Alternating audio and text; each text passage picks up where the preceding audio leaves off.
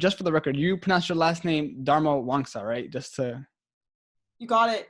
You All got right, it. cool. And what is that? Like, what heritage are you from? Like, So that is an Indonesian last name, ooh. but I'm half Chinese. Oh So yeah. You go back often? Or no, you travel? No, not at all. I don't even speak Indonesian or Chinese, so I've only been there for vacation. Nah, that's all right though. So yeah, Jade. Like I said, when I watched your YouTube video, how old are you now? You're about 20, I'm 21, 19. So yeah. So by the time you were 19, you had 4 different businesses and you failed through all of them, right? And a lot of people might say that's a lot of L's. That sucks. But on your YouTube video, you kind of transitioned that into, hey, you can learn from my failures, and these are my failures, and learn from them. I think a lot of businesses or a lot of business owners, they don't really take this into account where they learn from other people's mistakes. They learn from their own mistakes. And if you can really learn from other people's mistakes as well, that'll be very, very beneficial, but sometimes you have to learn the hard way. But before we dive into that, what kind of made you become so entrepreneurial? My story starts when I was 9 years old. I started my first YouTube channel. I was playing with dolls, and I launched an e-commerce store around 9 or 10, I think 10. And I sold products through my content. So that was the first time I started business. Honestly, it wasn't really starting a business for me. I was just a 9-year-old kid. I was bored and I wanted money. So that's my entrepreneurial spirit. But I've evolved into multiple types of industries. I had a food subscription box. I had software company. I had right now a marketing agency. But you name it, I've dove into it just because I'm a curious person. I don't know. I am very gravitated towards my passions. Money is honestly the last thing that's on my mind, hence why I go bankrupt in most of my companies. But I'm a huge person about working with people. I am an artist. I like to there's a lot of things that motivate me beyond just entrepreneurship. It's mostly just passion. Mm-hmm. Just to provide context, like you said, like working with people, and that's why you created these companies like the Green Room, creating a community around content creators so they can collaborate. And you're also a social media strategist. And of course, a lot of people want to grow their social media, and you provide those services. You have a YouTube channel, you provide content on your social media to help people grow their channels, right? Mm-hmm. Yes, So yeah, I I do. think that's definitely cool. So kind of give us a brief sort of overview of your first 4 businesses, the ones that you kind of failed, and what happened and what was the next step after that. Totally. So I made a YouTube video that maybe you're referencing, which is Mm-hmm. uh, how my business failed in 21 months. And it's not a Yeah. clickbait title, it's actually real life. So the first business was the 9-year-old e-commerce store. I think the word failure is obviously used for my content. I think it's a great, sexy word that people want to click on. But in honesty, that business did not fail. Failure is for me self-defined. I didn't not continue the business, but it didn't necessarily mean I failed. So when I was selling toys online through Etsy, eBay, and a couple e-commerce platforms, I mainly stopped just because the store was breaking even and I wasn't able to generate a profit because in order to generate a profit with e-commerce at the time, you have to generate a lot of bulk, like you had to buy a lot of inventory. Mm-hmm. And I was in school, so I just didn't have time to buy thousands of units of products and send them out. So the business just had a cap to it just because I had my personal childhood. The next business I started was a actual content production company where I produced videos specifically for brands in my hometown. Mm-hmm. It didn't work just because I was, I think, 14 at the time, and or 15, I forgot, but I was in high school, from middle school from high school, and I was just scared to charge people money. I don't know. I look back and I'm like, you could charge more money, Jade. Anyways, so I made videos for brands. I just couldn't charge enough to be profitable, hence the pattern. So then I was like, okay, what's the most profitable business I can do? Because I'm tired of being broke. So the next business I started was a software company because I knew software scales, Airbnb is, tech, Uber's tech. I gotta be a tech company. Okay, so the thing with software is this company was called Personal Brand Journey. We were a text messaging platform for influencers, and it was really successful. We got millions of messages and users and stuff. The issue with software is the thing where you need a lot of money up front for a long-term investment. Like it's extremely profitable, but if you don't raise money or you, for Mm-hmm. example, our app was around like $100,000 to build. I only had like 10% of that. So it was just really hard to just I just didn't know how to fund it. I just didn't understand the venture capital world really well. I didn't at this time just know. I knew the business was profitable. It just took more time invested to start. I never paused that. A lot of people think I jump ship the company. I actually didn't stop it. So I don't really call it a failure. I just have to refund it and refinance it. So I paused the Mm-hmm. operations, which is actually really normal. And I think you're leaving off the last company, which is, to me, it's a little bit, Mm-hmm. it's a soft part. This business was called Eat Like. I, for some reason, wanted to be in the food industry. I don't know why. Don't ever join the food industry. Oh my God, it's so unprofitable. But no, I'm joking. It was just, I created a food subscription box called Eat Like, where it was a way for people to eat like their favorite celebrities. So we would Mm-hmm. partner with celebrities, influencers, and curate customized boxes at a discounted rate because we work with the brands directly. So you could try new products and work and build a deeper connection with your favorite celebrity. So we work with actors, athletes, models, people, and you can eat like your favorite people. And it was one of my favorite pitches. I pitched it to I mean, what do you think about the idea?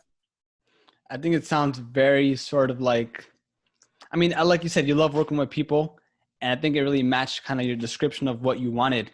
But I think it's very a playful sort of idea. It's very fun, but I don't know the business model around it, so I can't really say. But it does sound fun. Yeah, I mean, like it's everyone was like that I talked to was like, oh my God, I want to eat like LeBron James. I want to eat like my favorite people. Like that's like dope, especially if you were able to get a discount on the food. Because we work with the brands directly. The issue with this business is I slowly realized the fulfillment world is not for Jade because this business is more logistics than marketing. Because we rely on, anyways. To recap, this business was also unsustainable because I slowly realized this was becoming a fulfillment company, shipping out boxes and doing the logistics, not marketing. Marketing is what I like more. So it was just Mm-hmm. a lack of personal connection and interest to the company. And sometimes you start businesses and you don't realize that you don't actually personally have an interest. And especially for companies that take a long time to make money, you have to really love what you're doing in order to keep going. And at this point, I just didn't love what I was doing. Mm-hmm. And all these businesses, you self-funded them or what? Yep. I All mean, self-funded? I had birthday money and Christmas money from my parents that I begged and saved up for the initial businesses. But Mm-hmm. other than that, I made all my money through YouTube and just Yeah. everything else. But my parents did support me in the very beginning. But no, I was not. I didn't have a lot to begin with. So were you, or maybe still are, that type of person that has like mad ideas, and whenever you think of an idea, you kind of have to pursue a business around that? Literally, I picked up surfing and I can start a business around surfing. What the fuck? I don't what? Yeah, so my brain does not shut off. Like I have a new company right now, obviously, where we work with brands to generate marketing strategies. And I had another idea with this. You're like spot on. I think that's one of my biggest hobbies, just to start shit. Yeah. But here's the thing, like tell me if I'm wrong. If you start too many things at once, you're not going to go anywhere. But if you kind of build one thing at a time and, one's running and maybe you don't need to run it 24/7, then you can move on to the next one. Is that true in your case? Do you kind of start everything at once, or you just wait until one is established and then move on to the next business idea? I've done both. I focus on one. I'm only at one business. Okay. But I've done both. I ran one business at a time until I don't see potential. I ran two businesses at the same time. That is stressful. But I think that especially right now, I think a lot of people look down upon starting multiple, not even business. It's not about business. It's about where are you generating revenue. Diversifying revenue is not a bad idea. It's just a matter of how risk adverse it is. So if you're doing really risky things in one business and another risky business as well, probably not a good idea. Maybe you have a stable business and something more risk adverse. I really believe the 80-20 rule. So to kind of answer your question, it depends. Like for a lot of businesses, you need to diversify revenue, which means you have to have different departments in your product line. And that for me is totally fine. So I don't know. I think that it's a very subjective answer. But talking about like business models, if you look at a digital media company like, I don't know, like BuzzFeed, they have multiple channels, or maybe Barstool, it's not like they have a separate company. They have multiple channels within underneath their umbrella, multiple podcasts that generate different forms of revenue, if that makes sense. But Are you saying like completely independent companies? Like say, for example, one's a landscaping company, another one is a surf clothing brand company, or kind of in the same vicinity where you kind of still generate revenues, but underneath the same umbrella, Yeah. if that makes I, sense. I think you can start multiple companies, but the hardest thing is starting multiple industries. That's the hardest thing. Okay. Yeah. Yeah. So I actually primarily stayed in the same industry, but the only time I fucked up and did not go in the right industry was the food. Food is a logistics company, so that's the reason why I fucked up. So I do agree. You can start multiple brands, identities, Instagram accounts, business ideas, products, but industry swapping is really hard to do. Yeah.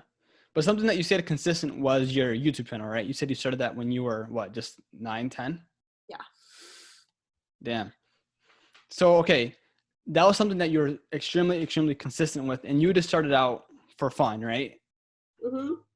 And did you know at that time when you were 9, 10 that you can potentially monetize your channel or what? No, I don't.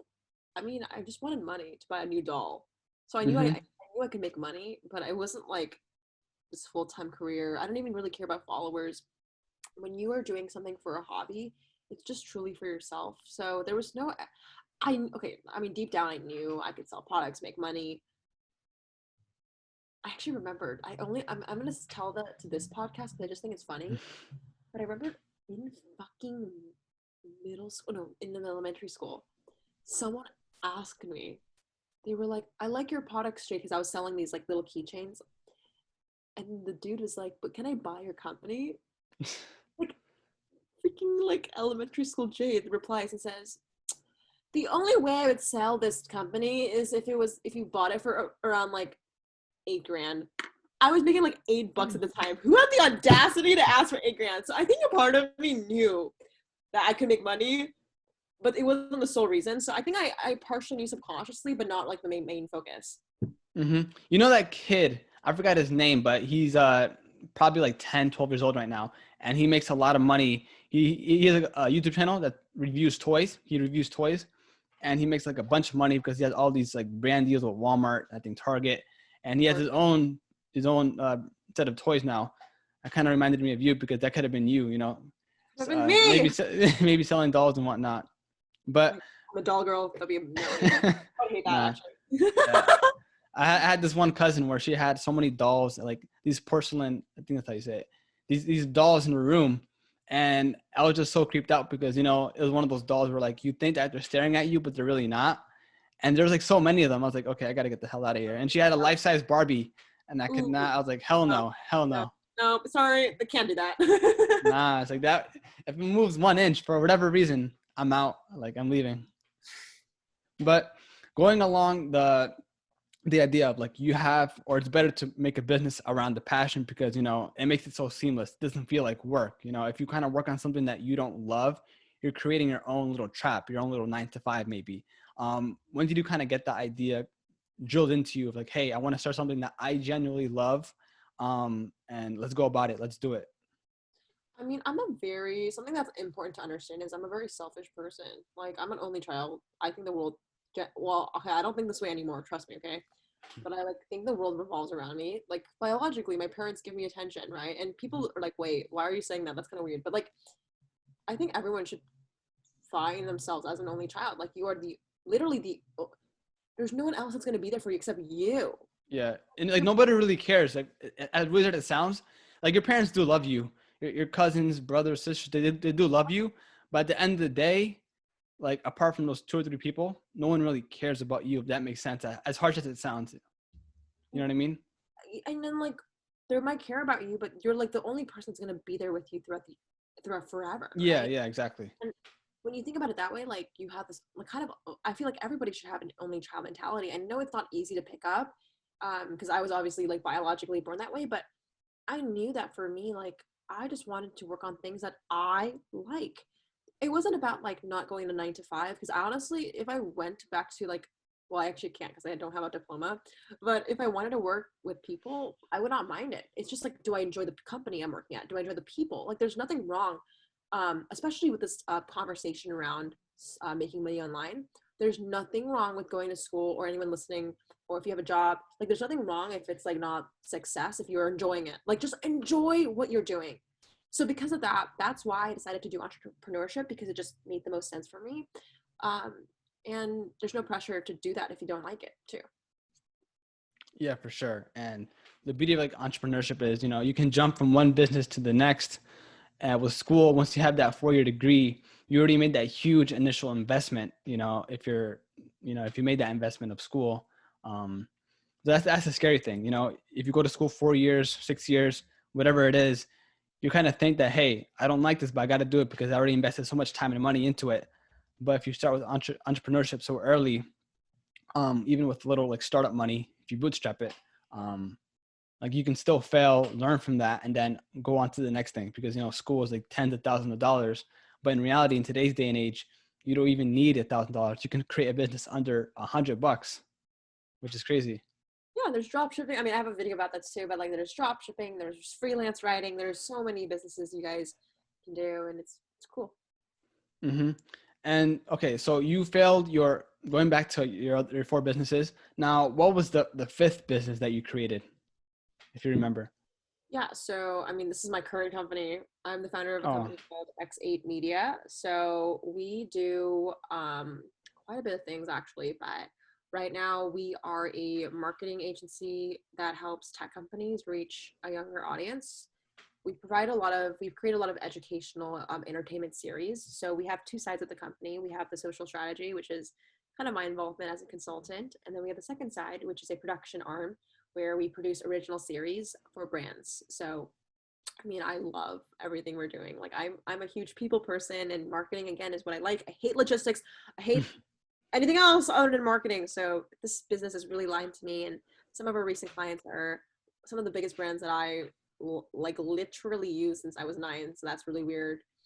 But yeah, that's kind of currently what I'm up to. And we work on all sorts of things. We have, the production side. So we obviously work with creators and influencers. So we have also an incubator product in addition to that, where we basically take the brand projects and help creators get brand deals and get a slice of the pie, and generate income through that. So there's a lot of things that we do inside X8 Media, but that's kind of the fifth company slash what I'm currently up to right now. mm-hmm. And in all your businesses, did you always have a team around you? Yeah. I mean, right now our team, this summer we grew to around like 15 people that works with us, but I've never been fully alone because I don't really take. I'm really lazy.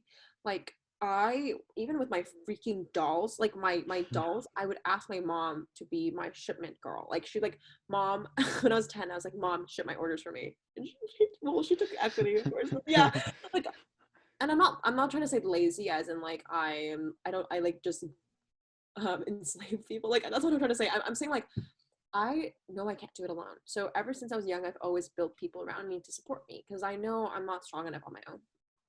Mm-hmm.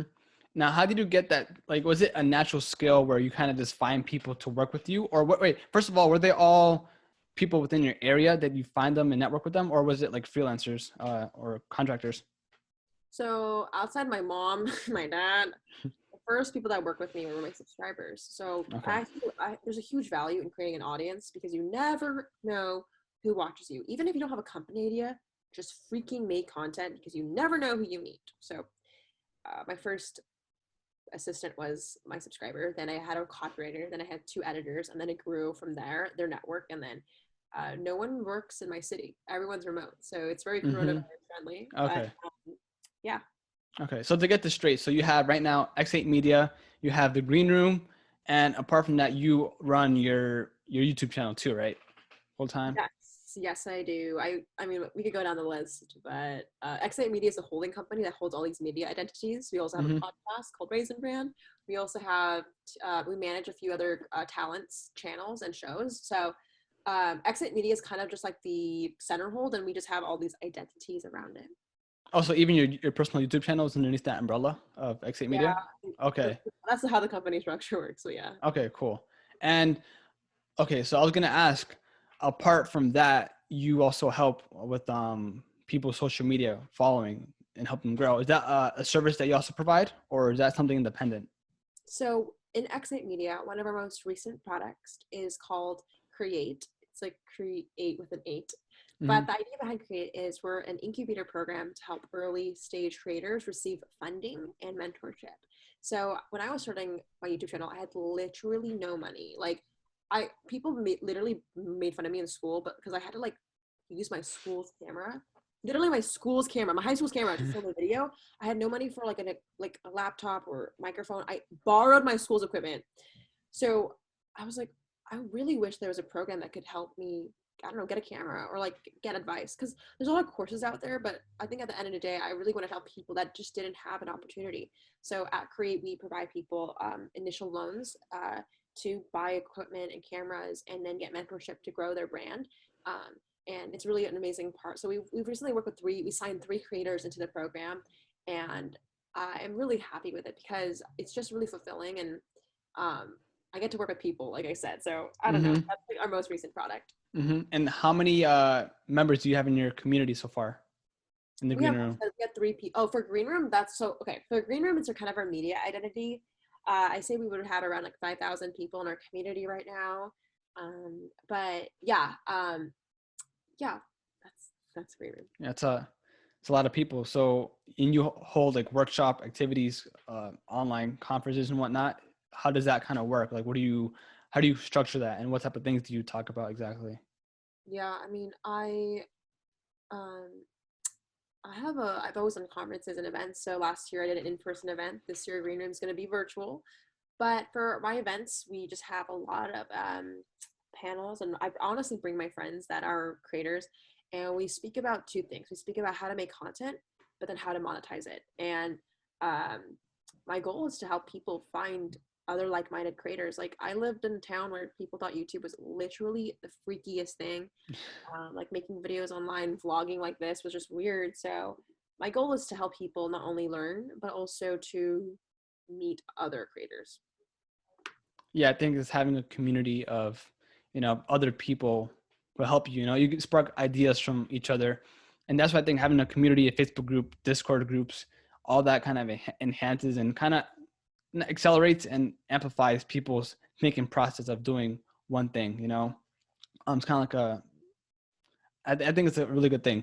But when did you come to a point where you're like, hey, I'm really good at building brands. I'm really good at building a social media following, and kind of created a service around that, because that's something that people want. They want to build their personal brands. They want to build businesses, and they want to build an audience so they can potentially sell to. And that's definitely an art form. More like some strategies that you did to kind of grow a following in each of your platforms: YouTube, TikTok, Instagram, and all that. I don't think ever feel like I know a lot about marketing.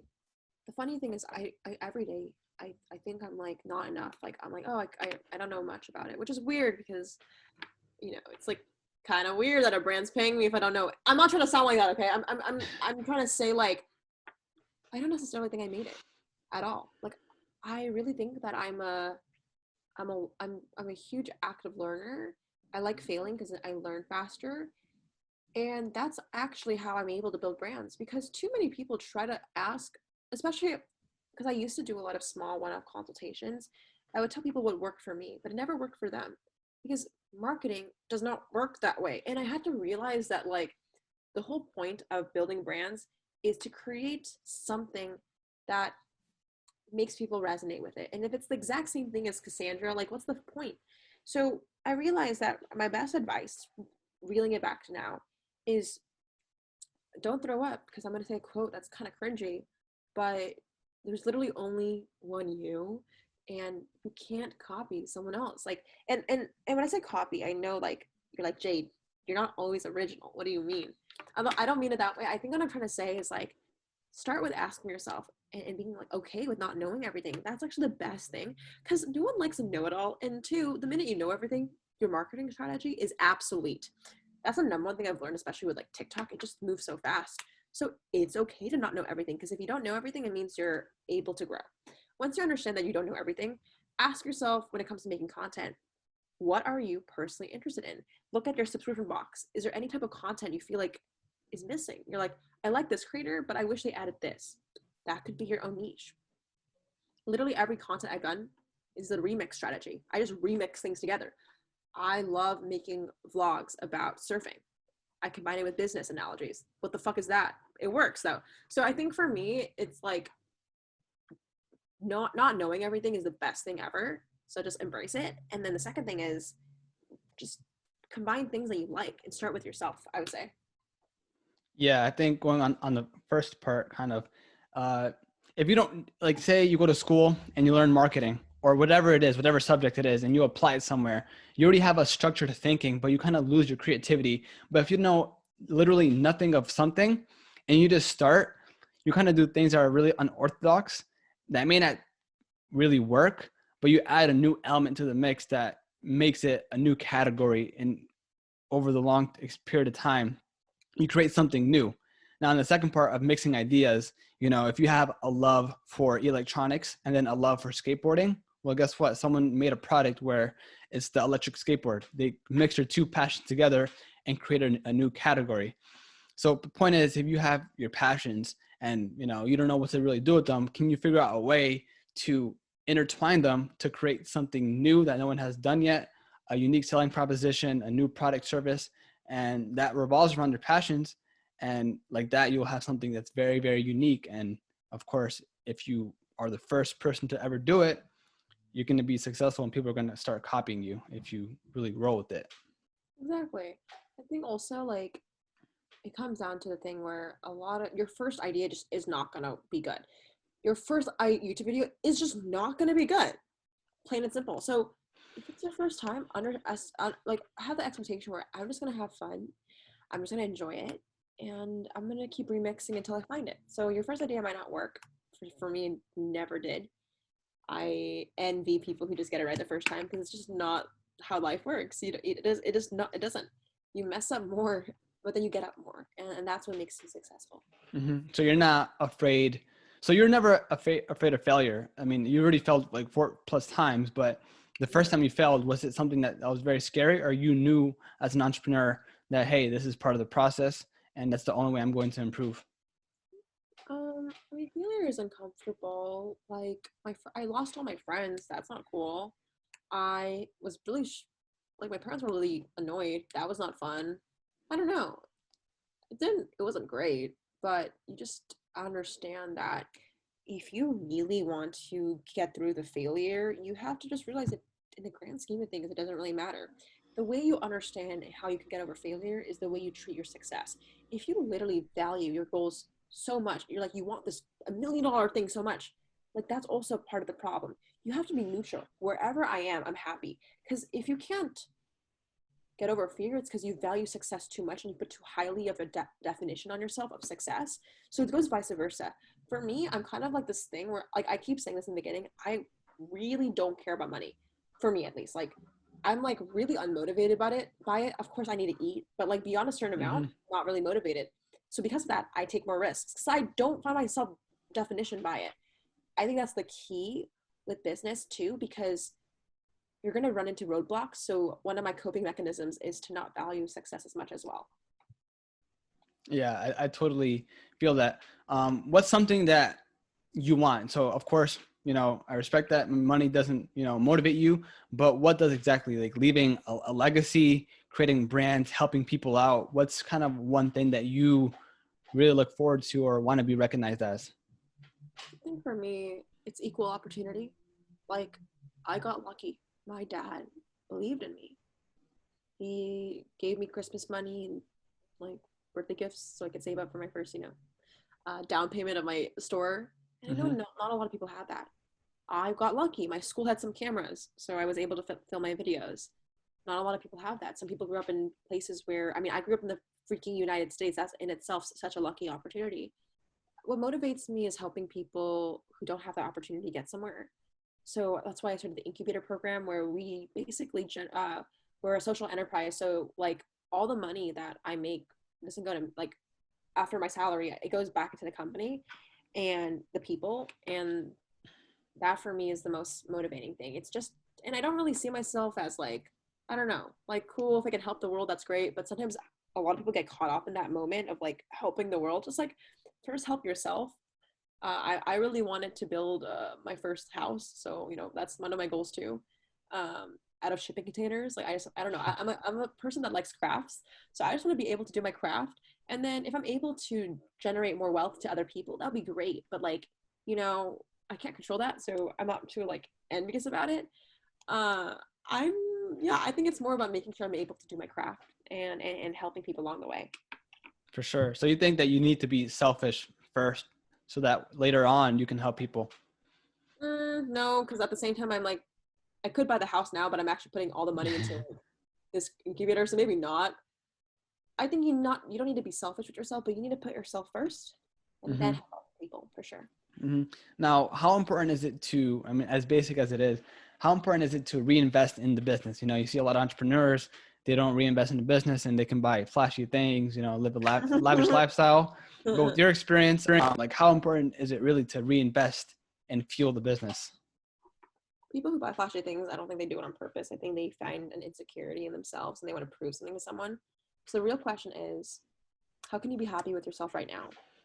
Because reinvesting in the business is hard because you're putting money to something that doesn't really benefit you all the time in status and in the way you look. So it's more about like, how can you be happy with yourself? Personally, for me, I reinvest everything into my company, like a little too much sometimes. Like, it's actually bad. For me, I'm a little bit extreme where I forget to like pay myself out and then I'm like, can't turn my lights on. But I think that it's because I'm really comfortable with myself in a sense of like, I like people, you know, I go on my YouTube channel and like talk about my failures. I go on my Instagram story and show my acne that's like on my face. Like, I just don't know. I like myself. So I think it's more about like, how can you be okay with where you are right now? Yeah. And I think that's a huge struggle, especially with like social media. Obviously you can look at one picture, look at your favorite influencer and immediately feel insecure about it. And that's just the nature of things. People are born like in our generation, they're born with cell phones and they're looking at social media all the time and they're constantly comparing themselves with one another, with one another. And it's very hard to get out of that mindset. But once you kind of find that and find happiness within yourself, as cheesy as it sounds, it's like, you know, it's very, very practical, you know, it's very important. Yeah. And don't get me wrong, like every day I struggle with, I don't like myself really. Like, I think you guys can see it in the beginning when I was saying like, I don't think I'm successful. I don't think I know a lot about marketing. And it comes from this level of self-doubt. It's just right now I'm confident because I just came back from a conference and I'm like on the high. But no, most days I literally hate myself. So don't take this like internal self-confidence the wrong way because I'm really not. Are you kind of like yourself, your hardest critic? That you expect a lot from yourself? Yeah, every day I end the day. I'll probably end this podcast and feel like I could have worked harder, even though I've literally worked all day and from 7 a.m. 6 a.m. So I don't know what the solution is, but I'm working on that right now because I struggle with finding myself enough. Yeah. And so how does your day look like on average? Good question. I'll wake up 6, 7. I'll run. If I'm surfing, I'm surfing. I switch between those two. Around 8 a.m. I start my workday and I finish around like 7 p.m. So from 8 to 7, what do I do? I'll take around 4 to 5 meetings depending on my work. Right now I have a lot of client calls, so I'm either pitching to a new company, working with existing clients, or wrapping up past projects. I, in between, will film a video for YouTube or film an Instagram story or TikTok. And I like to read. Right now I'm listening to a lot of productivity podcasts and political podcasts because I'm trying to educate myself and just find common ground for this world. But I'll end the day, maybe hang out with friends, potentially do a hike. After this call, I'm going to eat food, that's for sure. But I sleep really early. Like, people think I work all day. I don't. I sleep like 8 hours a day. So I think I have a good balance, but I definitely wish I was a bit more relaxed sometimes. But that's my day. No, it's good that you incorporate, you know, exercise in the beginning before your workday, and then after you get to chill. Is always finding that balance. Of course, everyone's different. You know, sometimes you see like in these pages, these Instagram pages, or these motivational speeches that people work until like 2 a.m. and then they wake up. Fuck that. No, no, no. Now you're supposed to wake up early in the morning and read books. Like, I think everyone has their own secret sauce to really make them successful. Yeah. Not everyone is supposed to follow that one regimen to make them like. I'm not a huge fan of like, hey, like 95% of entrepreneurs read 30 books a year. They wake up at 4 a.m., work out, et cetera, et cetera. I think that if you really know what you're doing and if you're really like kind of passionate about what you're doing and you're very, very efficient within your 6 to 7 hours of actual work, because I know you can be very distracted to get your phone and start emailing, texting, whatever you want. If you put in like 6, 7 hours of true work, every day and sleep early, have a good night's sleep, have a nice diet, hang out with friends, then you can still be successful. Everyone has your own secret sauce of success. I had a question to my friends earlier, and I always ask this to people, but like, do you think you can live if someone on this podcast wanted to be extremely successful, like Elon Musk level, can you have a normal social life while achieving extreme success? I was gonna ask you your thoughts. Like, I'm not talking about like good success like $1 million. No, like I'm talking about like Elon Musk level success. Like, what do you think about that? Okay, first, how do you define success? Like, I'm talking like like Tesla world, Tesla's, Apple's, like the top 10 companies. Okay. I mean, okay, I'm trying to think of every CEO out there, like Steve Jobs, you have Jeff Bezos, Elon Musk. I think those guys, like they're all like lizard men. Like, if you think about all the billionaires, of course, Elon Musk, he's a billionaire, but he's not the richest billionaire. But he has all these crazy tech companies that people aren't really thinking about. It's kind of like sci-fi, I think you do need to put that extra effort. However, I do think he can still reach that success of having maybe 6 to 7 hours of sleep, I just don't like, here's the thing. This is me thinking. I think that we're all human and you're not functional 12 hours a day. You're like, say you're extremely productive at, I don't know, 1 p.m., right? You're not going to have that same productivity at 2 a.m. in the morning. And that's just my body, I think, right? And maybe that goes for like other people, other CEOs, other billionaires out there. Everyone has their own sort of way of, I don't know, productivity. But I do think that Elon Musk, with his work ethic, with all his companies, he has solar, he has the Boring Company, Tesla, SpaceX. He kind of is forced to work, I don't know, 23 hours a day because he put himself in that position. Whereas Jeff Bezos kind of just works with Amazon. And of course, Amazon is a huge umbrella that has many businesses, but he only has to manage one thing. And I don't know his regimen. I know Elon Musk is very open about it, that he kind of sleeps in the factory of Tesla, and he doesn't go home for a long time. I don't know. I think if you're wanting to be top 10 in the world, you're not going to have top 10 life. You're going to be a fucking crippling lizard that never stops working and probably does not have a normal social life. Like, I don't expect Elon Musk to have a social life, except Jeff Bezos. He says that he visits his family, but I feel like he's just not normal. I don't know.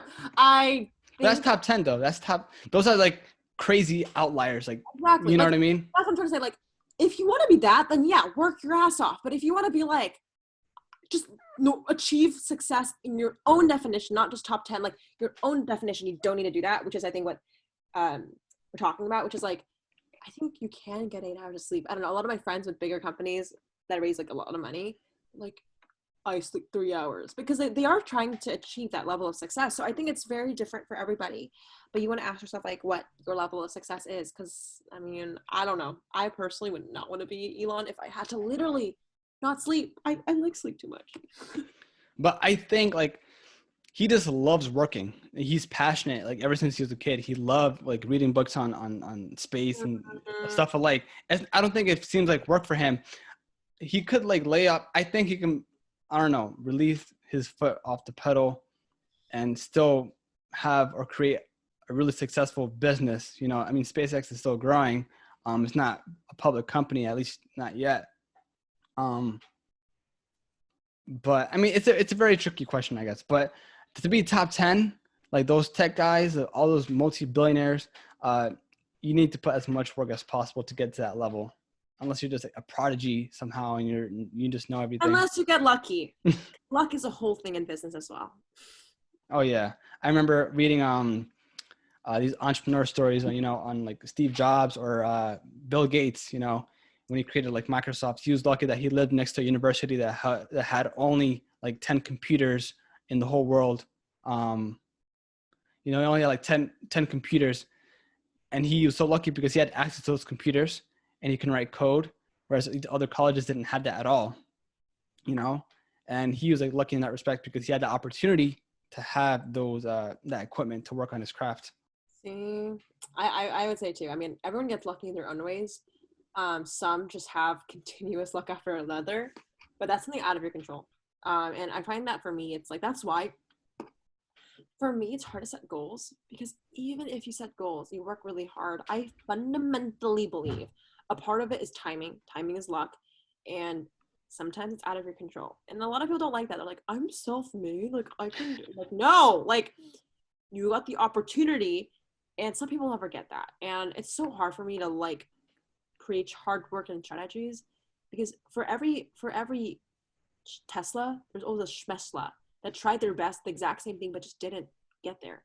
So I don't know. I think hard work is so important, but luck is involved as well. Yeah, and going along what you're saying, if you're reaching a new frontier, I think you definitely have to work. Now going back to Elon Musk, no one has put a private, you know, private spaceship into space. For Steve Jobs, no one has made that unique sort of smartphone. He had to go reach new frontiers, and you need to like reach a different level of work and success to reach that point, you know, and that's a way different level.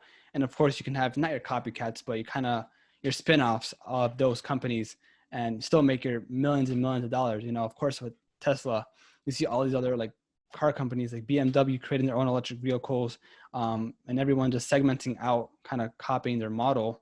And it's just the way it is in business. You know, you see one person killing it, of course, everyone has to play catch up. All right. Totally.